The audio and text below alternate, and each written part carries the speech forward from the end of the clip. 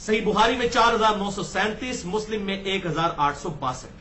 آپ صلی اللہ علیہ وسلم نے فرمایا قرآن کا ماہر اطاعت گزار معزز لکھنے والے فرشتوں کے ساتھ ہوگا۔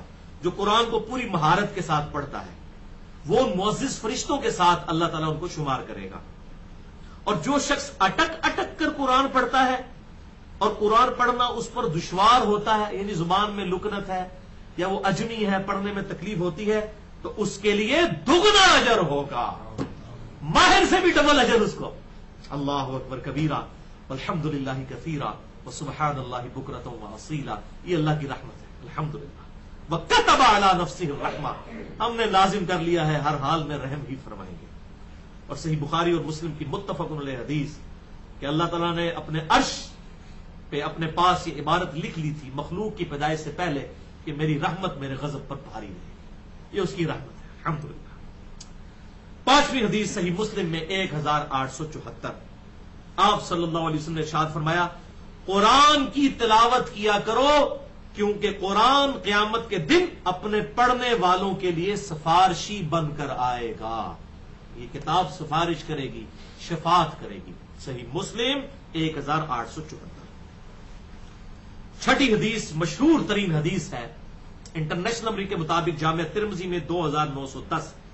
آپ صلی اللہ علیہ وسلم نے فرمایا جو شخص قرآن کا ایک حرف پڑھتا ہے اللہ تعالیٰ اسے ہر حرف کے بدلے ایک نیکی عطا فرماتا ہے اور پھر اس نیکی کو 10 گنا کر دیتا ہے۔ الحمدللہ۔ اور اس کا ذکر جو ہے وہ سورۃ الانعام کے آخری رکوع میں بھی موجود ہے کہ جو نیکی لے کر آئے گا ہم 10 گنا اس کو قبول کریں گے، اور جو گناہ لے کر آئے گا وہ ایک ہی شمار ہوگا۔ اور صحیح مسلم میں آتا ہے یا تو معافی کر دیں گے یا ایک کنسیڈر کریں گے، وہ اللہ کی رحمت ہے۔ بہرحال اس حدیث میں الفاظ ہیں کہ ایک حرف کے بدلے اس کو ایک نیکی اور ایک نیکی 10 گنا۔ اور پھر آپ صلی اللہ علیہ وسلم نے فرمایا میں نہیں کہتا کہ الف لام میم ایک حرف ہے، بلکہ الف ایک حرف، لام ایک حرف اور میم ایک حرف ہے، یعنی الف لام میم یا علم دونوں کے لیے طرف جا سکتی ہے بات۔ یہ پڑھنے سے 30 نیکیاں ملیں گی۔ لہذا اس حدیث میں ان فنیٹکس کا بھی رد ہو گیا جو اکثر کہتے ہیں نہیں تلاوت کرنے کا کیا فائدہ ہے، اصل مقصد تو اس کو سمجھنا ہے۔ تو یہ دونوں ایکسٹریمز ہیں، تلاوت بھی ضروری ہے، سمجھنا بھی ضروری ہے۔ یہ قرآن کا حق ہے کہ ہم اس کی تلاوت کریں، اور یہ ہماری زندگی کا سب سے بڑا مقصد ہے کہ اس کتاب کے اوپر عمل کریں۔ 7ویں حدیث بھی بخاری اور مسلم کی متفق علیہ حدیث، بخاری میں 5060، صحیح مسلم میں 6777، کہ آپ صلی اللہ علیہ وسلم نے ارشاد فرمایا، بڑی ٹیکنیکل بات کی، قرآن اس وقت تک پڑھو جب تک تمہارے دل اس پر متوجہ ہوں، اور جب تمہارے خیالات منتشر ہونا شروع ہو جائیں پھر قرآن پڑھنا چھوڑ دو۔ یہ نہیں کہ اب زبردستی قرآن پڑھتے جا رہے ہیں، جیسے کہ وہ اعتکاف میں لوگ بیٹھے ہوتے ہیں، وہ کہتے ہیں 10 دہاڑے 10 قرآن مکمل کیتے رہے، نیند آ رہی ہے، کوئی پتہ نہیں زبر زیر کی کیا غلطی ہو رہی ہے، بس دب ہی آمدن ہے۔ تو یہ نہیں، جب تک مطلب پورے پروٹوکول کے ساتھ آپ نے قرآن کے اوپر توجہ دینی ہے اور بڑے خوش الہانی کے ساتھ جو ہے اس کو پڑھنا ہے۔ ہاں جب دل منتشر ہو جائے، نیند آنا شروع ہو جائے تو وہ تو منع ہے اس وقت پڑھنا، تو زبر زیر کی بھی غلطی ہو گئی اور کوئی اس طرح الفاظ پڑھ دیے، جیسا کہ سورۃ النساء میں آتا ہے کہ جب نشے کی حالت میں ہو تو قرآن کے قریب، نماز کے قریب مت جاؤ جب تک کہ یہ جان نہ لو کہ تم کیا پڑھ رہے ہو۔ تو اس کو آپ اس حوالے سے بھی دیکھیں کہ ایک بندہ نیند کی حالت میں اسے کوئی ہوش نہیں ہے، اور اعتکاف والے تو بیچارے ویسے مجبور ہوتے ہیں، خدا نہ خواستہ اس مسجد میں شبینہ شروع ہو جائے تو اعتکاف والے اگر شبینے میں شامل نہ ہو تو سب لوگ کہتے ہیں جناب تک وہ اتنے اٹے کٹے کھان پینے سے آگے بہ گئے لوگ کہتے ہیں۔ تو بیچارے اعتکاف والے جو ہیں وہ چاروں نہ چار، چاہتے ہوئے یا نہ چاہتے ہوئے وہ شبینے میں کھڑے ہو جاتے ہیں، اور شبینہ بھی کیا ہے، مسجد میں 10 بندے کھڑے ہوتے ہیں، اسپیکر باہر کا چلایا ہوتا ہے اور پورے محلے کو ڈسٹرب کیا جاتا ہے، اور بسا اوقات پوری رات وہ قرآن پاک ایک رات میں بھی کوشش کرتے ہیں قرآن ہی پورا مکمل کر دیں، حالانکہ یہ کرنا ہی ایسا جو ہے وہ احادیث میں منع ہے۔ میں آگے آپ کو حدیث بتا بھی دیتا ہوں، 3 دن سے کم میں قرآن منع ہے اس کو مکمل کرنا اس حوالے سے۔ اور پھر وہ یعلمون تعلمون ہی سمجھ آتا ہے، بہت کم لوگ ہیں جو پروٹوکول کے ساتھ قرآن کی قرات کر رہے ہوتے ہیں صحیح طریقے سے۔ تو یہ محافل شبینہ جو ہے زبردستی لوگوں کو اس طریقے سے اس میں شامل کرنا، یہ بالکل غلط بات ہے، مستحب عمل ہے، کوئی کرنا چاہتا ہے وہ ضرور کرے، جس نے نہیں کرنا نہ کرے، زبردستی نہ اعتکاف والوں کے ساتھ کی جائے۔ پر تلاوت کے حوالے سے ایک پروٹوکول یاد رکھیں قرآن حکیم کے حوالے سے، وہ ہے جامعہ तिरमिजी में और सुन्न नबी दाऊद में हदीस मौजूद है। सुन्न नबी दाऊद में इंटरनेशनल नंबर के मुताबिक 229 नंबर हदीस है। सैयदना अली रज़ी अल्लाह ताला अन्हु कहते हैं कि नबी सल्लल्लाहु अलैहि वसल्लम को हालत जनाबत के अलावा कोई और हालत कुरान पढ़ने से माने नहीं होती थी। हां, जब आप पर गुस्ल फर्ज हो फिर आप कुरान नहीं पढ़ते थे। इसके अलावा कोई भी हालत हो, चाहे आपका वुजू हो या ना हो, आप सल्लल्लाहु अलैहि वसल्लम हर हाल में कुरान पढ़ा करते थे।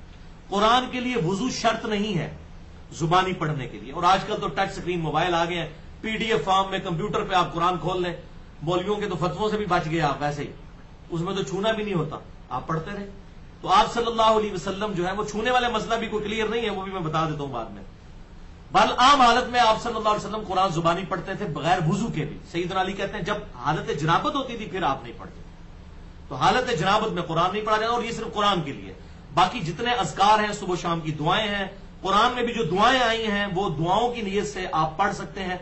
वो सही मुस्लिम में हदीस है इंटरनेशनल नंबर के मुताबिक 826 जनाबत वाले चैप्टर में कि अम्मा आयशा से जब यही पूछा गया कि आप सल्लल्लाहु अलैहि वसल्लम अल्लाह का जिक्र हर हाल में क्या किया करते थे, तो हजरत आयशा ने कहा कि कोई भी हालत हो आप सल्लल्लाहु अलैहि वसल्लम हर हाल में अल्लाह का जिक्र किया करते थे, चाहे आप हालत जनाबत हो या कोई और हालत हो, जिक्र नहीं छूटता था। यह हालत जनाबत जो है वो नमाज और कुरान पाक के हवाले से प्रोटोकॉल है। आम अज़कार सुभान अल्लाह, अल्हम्दुलिल्लाह या दुरूद शरीफ या दुआएं, इनके लिए वुजू क्या, इंसान कोई शख्स बेगुस्ला भी हो वो कर सकता है। आप सल्लल्लाहु अलैहि वसल्लम भी इस हालत में अल्लाह का जिक्र कर लिया करते थे। अब आ जाइए भाइयों कुरान पाक को छूने के एतबार से, इसके बारे में भी चूंकि वाज़े अहादीस मौजूद नहीं है। जब वाज़े अहादीस मौजूद नहीं होंगी फिर उलमा के फतवे होंगे, जब फतवे होंगे फिर दोनों तरफ होंगे।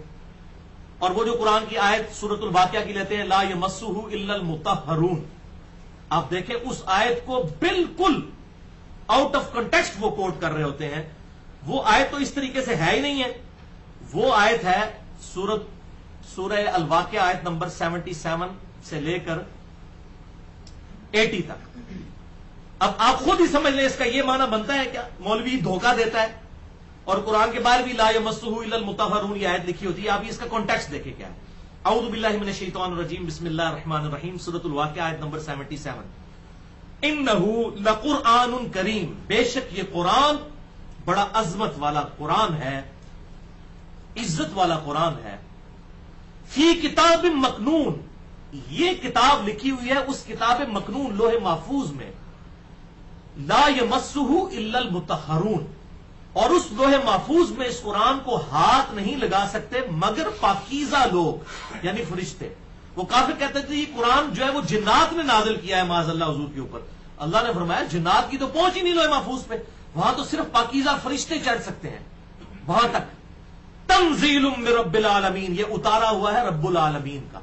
तो कॉन्टेक्स्ट ही बता रहा है क्या, फी किताब मकनून ला यमस्सुहु इल्लल मुतहहरून तंज़ीलुम मिर रब्बिल आलमीन, ये किताब नाजिल की हुई है रब्बुल आलमीन की तरफ से। तो ये बिल्कुल इसको इस तरह कहना है ला यमस्सुहु इल्लल मुतहहरून, इसको पाकीज़ा के अलावा कोई छू नहीं सकता। तो अगर कोई लेना भी है तो पाकीज़ा से मुराद यह है कि जुनबी शख्स नहीं होना चाहिए, बगैर वुजू वाला है तो उसमें कोई मामला नहीं। मैं इसमें बहरहाल दरमियान का मौकिफ रखता हूं दलाइल की रोशनी में। मेरे नजदीक यह है कि किताब और सुन्नत के दलाइल की रोशनी में, चूंकि ये फतवा है इसमें कोई वाज़े कुरान और हदीस की आयात मौजूद नहीं, ना कोई हदीस मौजूद है, कि जिस शख्स ने कुरान पाक की तिलावत करनी है तो वो प्रोटोकॉल के साथ वुजू करके करे। कुरान को हाथ में पकड़ना है, जब जुबानी करनी वो तो ठीक है, जब कुरान पकड़कर इसकी तिलावत की नीयत से पकड़ता है तो वुजू का एहतमाम कर ले। अलबत्ता अगर कुरान सीखने के लिए पढ़ रहा है, यानी उसको समझ रहा है इसमें क्या लिखा है, तफसीर पढ़ रहा है उर्दू लिंग्विस्टिक, फिर वुजू के चक्कर में डालना, यही तो मौलवियों ने कुरान से लोगों को दूर कर दिया है। कई लोग बेचारे बहाना करते हैं वो तो नमाज नहीं पढ़ते कि हमारा वुजू नहीं ठहरता। ठीक है, आप उनको कुरान में भी, तो किताबें जिंदगी है भाई। कई बार ऐसा होता है मैं रात को उठता हूं ना तो सोचते सोचते एक दिमाग में कोई बात आती है ना, तो यकीन करें कोई बात आई दिमाग में, फिर मैं लेटता नहीं हूं, मैं उठ के फौरन कुरान पाक खोल के ना वो आयत कोई ज़हन में आ गई उसी टाइम देखता हूं। अब मैं अगर वुजू करने के लिए चला जाऊं तो कुरान पाक के साथ मेरा शगफ हो सकता है। ये मेरी किताबें जिंदगी है, ये तो मेरे सराहने पड़ी होनी चाहिए, मेरी टेक्स्ट बुक है, जिसको कहते हैं ना इसको बगल में रखना है, हर वक्त अपने पास रखना है। आप देख लें वो जो जितने ये प्रीस्ट हैं इनके क्रिश्चियंस के, उन्होंने बाइबल जो है बगल में दबाई होती है, हर वक्त रेफरेंस के लिए कोट करते हैं। ये तो किताबें जिंदगी है, आप वुजू के चक्कर में लोगों को डालेंगे इस हवाले से। سمجھ لیں. ہاں آپ تلاوت کے لیے کرتے ہیں، پروٹوکول کے ساتھ کریں، لیکن اگر کوئی اس میں کے لیے بھی وضو کا اہتمام نہیں کرتا تو کوئی اس میں مسئلہ نہیں ہے، نہ یہ ایسا معاملہ ہے جس کے اوپر کسی کی گرفت کی جا سکتی ہے. البتہ اس حوالے سے میں ایک بات کر دوں، اکثر مولوی جو ہے وہ مسلمانوں کو کیا، وہ غیر مسلموں کو بھی قرآن نہیں پڑھنے دیتے. اور مولوی اتنا بیوقوف ہے اور ناسمجھ ہے، وہ کہتا ہے جی آپ نے غیر مسلم کو قرآن دینا نا تو قرآن کا ترجمہ دیں، قرآن نہ دیں. ادا کریں بھئی، قرآن پاک کا ترجمہ صرف اکیلے چھاپنا یہ تو ہے ہی حرام، اس لیے کہ ترجمہ جو ہے وہ ایک عالم کی کوشش ہے، اس میں غلطی بھی ہو سکتی ہے، ٹیکسٹ میں غلطی نہیں ہو سکتی. قرآن کبھی بغیر عربی ٹیکسٹ کے نہیں چھاپنا چاہیے. آپ دیکھ لیں وہ سورہ لقمان کی آخری آیات میں آتا ہے جو میں نے مسئلہ نمبر 6A میں بتایا، علم الغیب سے متعلق فرقہ وارانہ نظریات کا تحقیقی جائزہ. اس میں علماء نے ترجمہ کر دیا کہ اللہ کے سوا کوئی نہیں جانتا کہ ماں کے پیٹ میں لڑکا ہے یا لڑکی، حالانکہ وہاں موجود ہی نہیں، جنس کا ذکر ہی نہیں ہے، صرف یہ ہے کوئی نہیں جانتا ماں کے پیٹ میں کیا ہے. اور میں نے قرآن سے ثابت کیا ہے کہ اس سے مراد ہے بدبخت ہے یا خوش بخت ہے. یہ کوئی دنیا کی انسٹرومنٹ نہیں بتا سکتی. لڑکا لڑکی کا تو ذکر ہی کوئی نہیں. اب مولوی نے نیچے ترجمہ کر دیا، وہ ہمارے گاٹے فٹ ہو گیا. ٹھیک ہے، تو قرآن کا ٹیکسٹ محفوظ ہے، وہ مولوی کا ترجمہ ہے. قرآن نے کہا ہے کوئی نہیں جانتا، اور میں نے قرآن سے ثابت کیا. سورہ تغابن کی آیت ہے، هو الذی خلقکم فمنکم کافر ومنکم مؤمن. وہی تمہاری تخلیق کرتا ہے تو تم میں سے کوئی کافر ہو جاتا ہے، کوئی مومن. پیدا کرنے والا تو ایک ہی ہے، کوئی اس کا منکر بن جاتا ہے اور کوئی مومن ہو جاتا ہے. یہ ہے ماں کے پیٹ میں کیا ہے کہ یہ اب جو ہے وہ کیا بہت بڑا ولی اللہ بن کے نکلے گا، یا بہت بڑا گستاخ رسول بن کے نکلے گا، یا بہت بڑا مشرک نکلے گا، یا بہت بڑا مواحد بن کے نکلے گا، یہ کسی کو نہیں پتا. نار اور مادہ کی بات نہیں ہے، جنس کی بات نہیں ہے. تو اس لیے میں کہتا ہوں ترجمہ جو ہے وہ بہرحال انسانی کوشش ہے، اس میں غلطی ہو سکتی ہے، اور وقت کے ساتھ ساتھ کئی ایک غلطیاں سامنے آ رہی ہیں علماء کے ترجموں کی. تو اس حوالے سے یہ بات ذہن میں رکھیں. قرآن پاک عربی کے ساتھ تو یہ جو کہتے ہیں غیر مسلم کو ترجمہ دیں، تو خدا کے لیے تو یہ تو قرآن پاک کے ساتھ آپ اس طرح ظلم کریں گے. اچھا پھر اگر یہ نہ سمجھیں تو الٹیمیٹ علاج کیا ہوتا ہے آپ کو پتا ہے؟ پھکی. پھکی کے بغیر تو آزما نہیں آتا نا، جس کو میں اینٹی وینم اور لاجیکل آنسر کہتا ہوں فلسفیکل لینگویج میں. علم الکلام میں ہم اسے کہتے ہیں لاجیکل آنسر، منطق سے جواب دینا. پھکی پنجابی میں نے اس کی ٹرانسلیشن کی ہے کہ ان کو کہیں کہ اچھا پھر اس وقت دنیا میں 1,40,00,000 کرسچنز ایسے ہیں جو عربی لنگوسٹک جانتے ہیں. وہ انڈیا پاکستان بنگلہ دیش کے نہیں ہیں، وہ عرب کے کرسچنز ہیں. 1,40,00,000 لوگ کوپٹک کرسچن ہیں بائی برتھ، نسل در نسل. 140,00,000 کرسچنز جو ہیں وہ بائی برتھ عربک لینگویج کے ہیں. ان کو آپ قرآن کا ترجمہ عربی میں دیں گے؟ تو اگر آپ یہ حرکت کریں گے تو آپ تو قرآن پاک کی تعریف کرنے میں شامل ہو جائیں گے، آپ کافر ڈکلیئر ہو جائیں گے اگر قرآن کا عربی میں ترجمہ کریں گے تو، کیونکہ یہ کتاب ہی عربی میں ہے. ترجمہ تو تب کریں گے نا جب کتاب کسی اور لینگویج میں ہو. تو ان کو آپ عربی ترجمہ دیں گے، جو اللہ کی کتاب نازل کی وہ نہیں دیں گے جو معجزہ ہے. تو اب یہ مولوی یہ مسئلہ حل کرے نا ذرا کہ ان غیر مسلموں کو قرآن پاک کس زبان میں دینا ہے. تو یہ بالکل ظلم ہے. یہ پروٹوکول اس کے لیے ہے وضو یا غسل، وہ شخص جو اسلام کے دائرے میں آ چکا ہے. جو غیر مسلم ہے اس کے لیے کوئی پروٹوکول نہیں ہے. وہ یہ کتاب جس طرح بھی پڑھتا ہے، اس کا جس طرح دل کرے اس کو دے. یہ کتاب نازل ہی اس لیے ہوئی ہے کہ ہم اس کتاب کی بنیاد پر تو دعوی نبوت کرتے ہیں آپ صلی اللہ علیہ وسلم کے حق میں. یہی تو واحد معجزہ ہے. آپ نے یہ سنبھال کے رکھنا ہے. کتنے غیر مسلم مسلمان ہوئے ہیں جنہوں نے کہا کہ ہم قرآن مانتے تھے، مسلمان ہمیں دیتے نہیں تھے، ہم بڑے پریشان ہوتے تھے، ہم نے پھر نیٹ سے جو ہے سرچ کر کے قرآن پڑھنا شروع کیا تو اسلام قبول کیا. ایسے لوگ بھی ہیں، ایسا مولوی گھس گیا ہوا ہے. تو اب تو مسئلہ ہی نہیں ہے جناب غیر مسلم کیا، وہ نیٹ سے ڈاؤن لوڈ کر لے گا. تو فتوے ویسے ہی آج کے دور ختم ہو چکے ہیں. تو قرآن پاک کے ترجمے تو اویلیبل ہیں، مارکیٹ سے بھی جا کے خرید سکتے ہیں. کوئی پوچھتا تو نہیں ہاں جی مسلمان خریدنے آئے یا غیر مسلم. تو مولوی کے ہاتھ سے الحمدللہ جدید میڈیا کی برکت سے مولوی کے ہاتھ سے گیم نکل چکی ہے. یہ بہت اللہ تعالیٰ کا کرم ہوا ہے، کیونکہ اب اسلام کی نشت ثانیہ آغاز ہونا ہے تو مولویوں کے ہاتھ سے یہ معاملہ جو ہے وہ چھینا جائے گا، اور انٹلیکچوئل لوگ میدان عمل میں اتریں گے تو پھر ہی انشاءاللہ یہ دعوت حق عام ہوگی. بہرحال اس کتاب کا احترام اور ادب بہت ضروری ہے، ایک مسلمان کے لیے تو بہت زیادہ ضروری ہے. اس حوالے سے میں ایک حدیث ضرور بیان کروں گا یہاں پر. سنن ابی داؤد میں انٹرنیشنل نمبر کے مطابق 4449 نمبر حدیث ہے. قرآن حکیم کے ادب کے اعتبار سے بالکل صحیح سند کے ساتھ سنن ابی داؤد 4449. آپ صلی اللہ علیہ وآلہ وسلم ایک دفعہ یہودیوں کے مدرسے میں گئے یہودیوں نے ایک مقدمے کے فیصلے کے لیے آپ کو اپنے مدرسے میں مدعو کیا. آپ صلی اللہ علیہ وسلم تشریف لے گئے تو انہوں نے آپ صلی اللہ علیہ وسلم کو بیٹھنے کے لیے ایک تکیہ پیش کیا. وہ تکیہ اب آج بھی عرب کے کلچر میں یہ بڑی بڑی گدیاں اور تکیے رکھے جاتے ہیں اس پہ بیٹھنے کے لیے. ایک تو ٹیک لگانے کے لیے، ایک بیٹھنے کے لیے بھی بڑے والا تکیہ جو ہوتا ہے یہاں بھی چلتا ہے. ہمارے کے پی کے اندر تو کلچر میں یہ چیز ہے، وہاں تو ہوٹلوں پہ بھی تکیے رکھے ہوئے ہوتے ہیں، زمین پہ بیٹھ کے لوگ کھاتے ہیں، ان کے کلچر میں یہ چیز. تو تکیہ آپ صلی اللہ علیہ وسلم کو پیش کیا. سنن نبی داؤد 4449 نمبر حدیث. تو آپ صلی اللہ علیہ وسلم نے فرمایا کہ تورات لے کر آؤ، تورات میں سے فیصلہ کیا جائے گا. زنا کے مقدمے کی رجم کی سزا کا ایشو تھا. تو آپ صلی اللہ علیہ وسلم اس تکیے پر بیٹھ گئے اور تھوڑی دیر کے بعد جب وہ یہودی تورات لے کر آئے تو آپ صلی اللہ علیہ وسلم اس تکیے سے اٹھ کر زمین پر بیٹھ گئے اور تورات کو تکیے کے اوپر پروٹوکول کے ساتھ رکھا، تحریف شدہ تورات کو اتنی عزت دی اور کہا کہ میں اس تورات پر ایمان لایا اور اس کے نازل کرنے والے پر بھی ایمان لایا. یہاں مولوی کہتا تھی تورات انجیل نہیں پڑھ سکتے، وہ جعلی روایتیں پیش کرتے ہیں حضرت عمر والی کہ وہ تورات پڑھ رہے تھے، حضور صلی اللہ علیہ وسلم کا چہرہ مبارک جو ہے وہ سرخ ہو گیا. بالکل جھوٹی حدیث ہے. قرآن تو کہتا ہے کہ اے نبی سے کہو تورات لے کر آؤ، ایتونی بکتاب من قبل ھذا او اثارۃ من علم ان کنتم صادقین. اے نبی سے فرماؤ اگر سچے ہو تو اس کتاب سے پہلے جو کتابیں نازل ہوئی ہیں وہ لے کر آؤ، یا کوئی علم کے آثار انبیاء کے آ رہے ہیں ان سے مجھ سے بات کرو. فاتوا تورات، جاؤ تورات لے کر آؤ. سورہ ال عمران میں آتا ہے، اس میں کہاں لکھا ہے کہ اونٹ کا گوشت جو ہے وہ حرام ہے.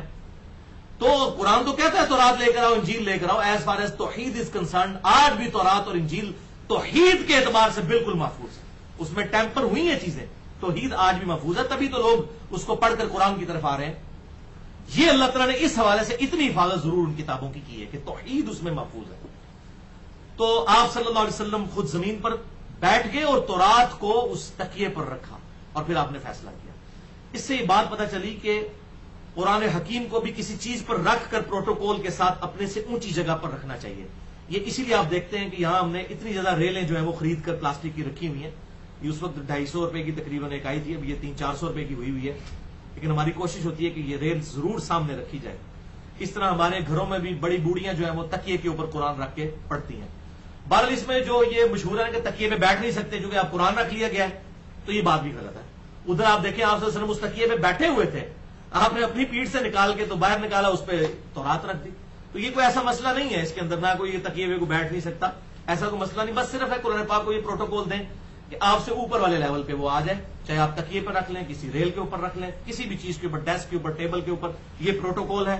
قرآن پاک کا احترام اس حوالے سے ضروری ہے.